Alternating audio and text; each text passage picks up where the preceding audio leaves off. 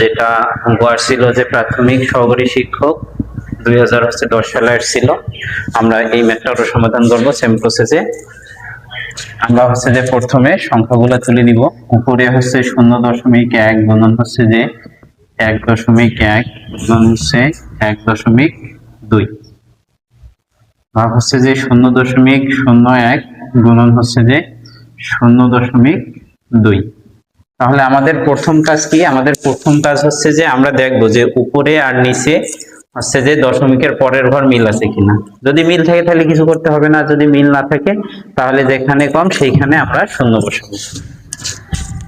তাইলে উপরে হচ্ছে যে এক ঘর, দশমিকের পরে দশমিকের এক ঘর মানে 2 ঘর, দশমিকের পরে এক ঘর মানে দশমিকের পরে মোটে উপরে 3 ঘর, নিচে এক ঘর 2 ঘর, দশমিকের পরে এখানে এক ঘর, তার মানে দশমিকের পরে এখানে 3 ঘর। তার মানে উপরে আর নিচে দশমিক মিল আছে। তার মানে এখন দশমিক উঠাই দিয়ে আমরা সংখ্যাগুলো এমনিতেই তুলবো। তার মানে এটাতে দশমিক উঠে গেলে এটা সংখ্যা হচ্ছে 1 গুণন এটা পাচ্ছি যে 11।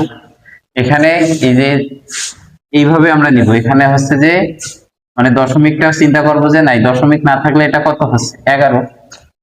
দশমিক না থাকলে এটা মনে করবো যে মাঝখানে দশমিক নাই, দশমিক না থাকলে এই সংখ্যাটা হচ্ছে কত 5।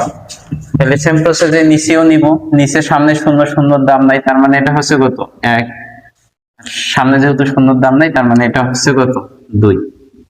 এখন আমরা জাস্ট এটাকে কাটাকাটি করব। তাহলে আমরা যদি 2 দিয়ে 2 কাটি তাহলে পাবো 1, আর উপরে যদি 12 কাটি তাহলে 6 দুগুণা হয় 12। তাহলে আমাদের থাকলো কত 11 আর 6।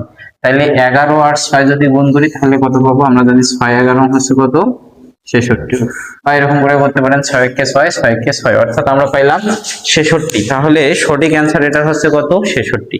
তাহলে আমরা অপশনে দেখবো যে 66 হচ্ছে যে কোন অপশনে আছে। তাহলে অপশন 6 তে আমরা দেখতে পাচ্ছি 66, তার মানে এই 66 হচ্ছে সঠিক অ্যান্সার।